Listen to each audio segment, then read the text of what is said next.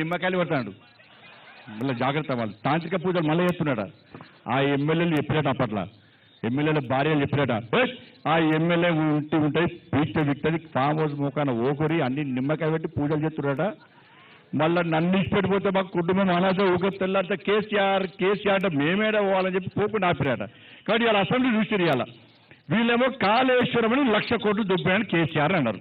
KCR sir ఏమన్నాడు మీరు కృష్ణా జలాలు పెడితే మీరు చంపలేదని వాళ్ళు అన్నారు వీళ్ళు వాళ్ళని తిట్టారు వాళ్ళు వీళ్ళని తిట్టారు మీరు తిట్టినాక వీళ్ళు వాళ్ళ మీద కేసు పెట్టాలి కానీ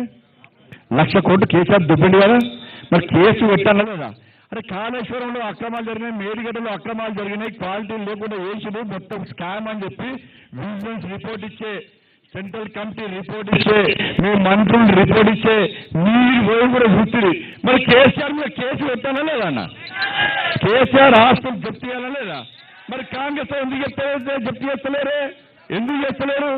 మరి కాంగ్రెస్ వాళ్ళు అవినీతి చేస్తే కేసీఆర్ ముఖ్యమంత్రి ఉన్నప్పుడు కాంగ్రెస్ వాళ్ళు కేసు పెట్టాలా లేదా ఎందుకు పెడతలేరు ఇద్దరు ఒకటే వీళ్ళు వాళ్ళని తింటారు వాళ్ళు వీళ్ళని తింటారు ఇలా 9 కేసు ఏమైంది 9 కేసు ఏమైంది పైసలు ఏమైనాయి డ్రగ్స్ కేసు ఏమైంది ఇక పిల్లలు ఇంటర్మీడియట్ పిల్లలు ఆత్మహత్య చేసుకున్నారు వాళ్ళ కేసు ఏమైంది ఇవన్నీ ఏమైంది ఆర్టీసీలో ఆత్మహత్య చేసుకున్న రైతు కార్మికులు దాని మీద విచారణ చేస్తలేరు ఇవన్నీ విచారణ జరపరు ఇద్దరు కలిసి దోచుకుంటారు కలిసి ఉన్నాం కానీ బీజేపీని రానియదు వాళ్ళ అసెంబ్లీ నడిస్తే దేని గురించి చర్చ జరగాలన్నా బీఆర్ఎస్ పార్టీ ప్రధాన ప్రతిపక్షమే కదా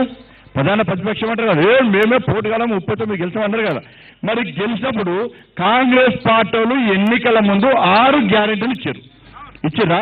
అనేక హామీలు ఇచ్చారు 4,000 రూపాయలు పెన్షన్ ఇస్తున్నారు 2,500 రూపాయలు మహిళలకు ఇస్తున్నారు 2 లక్షల రూపాయలు రుణమాఫీ చేస్తున్నారు ఇళ్ళ జాగా ఇల్లు ఇవ్వడానికి 5 లక్షల రూపాయలు ఇస్తున్నారు ఉద్యోగాలు ఇస్తున్నారు ఇవన్నీ ఇస్తున్నారు లేదా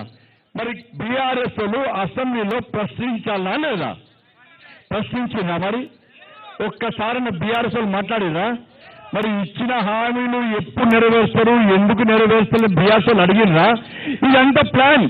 బీఆర్ఎస్ కాంగ్రెస్ కలిసి ఎన్నికల్లో పోటీ చేస్తారు ఎన్నికల తర్వాత కలిసే పార్లమెంట్లో ఉంటారు బీఆర్ఎస్ ఒక్కరికి గెలవడానికి కానీ వాళ్ళు కలిసే ఉంటారు ఇవాళ బీఆర్ఎస్ పార్టీ ప్రధాన ప్రతిపక్ష పార్టీ ఇలా పాత్ర పోషించలేదు ఎందుకంటే కాంగ్రెస్ పార్టీని తిట్టడానికి మాత్రమే సరిపోయింది తప్ప కాంగ్రెస్ పార్టీ ఇచ్చిన 6 గ్యారెంటీల మీద కాంగ్రెస్ పార్టీ ఇచ్చిన హామీల మీద ఇచ్చిన హామీలు 6 గ్యారెంటీలను అమలు చేయడానికి బడ్జెట్ లో కేవలము 53,000 కోట్ల రూపాయలు మాత్రమే కేటాయిస్తే కాంగ్రెస్ పార్టీ ప్రశ్నించలేదు బీఆర్ఎస్ పార్టీ కాంగ్రెస్ పార్టీని ప్రశ్నించలేదు కాంగ్రెస్ పార్టీ ఇచ్చిన హామీలను 6 గ్యారెంటీలను అమలు చేయాలంటే 5 లక్షల కోట్లు కావాలి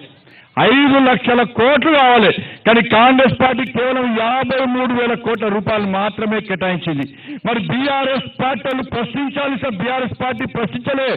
వీళ్ళిద్దరి మధ్య అండర్స్టాండింగ్ మీరు 6 గ్యారెంటీలు ఇవ్వకండి హామీల గురించి మాట్లాడకండి ఇవాళ 100 రోజులు చేస్తున్నారన్న 100 రోజుల్లో ఇచ్చిన హామీలు నెరవేరుస్తున్నారు ఇప్పటికి ఎన్ని రోజులైందని మీరు గెలిచి 70 రోజులు ఇక 1వ తారీఖు 10వ తారీఖు లోపల ఎన్నికల షెడ్యూల్ వస్తుంది కదా అది మీకు తెలుసు మాకు తెలుసు కాంగ్రెస్ తెలుసు బీఆర్ఎస్ తెలుసు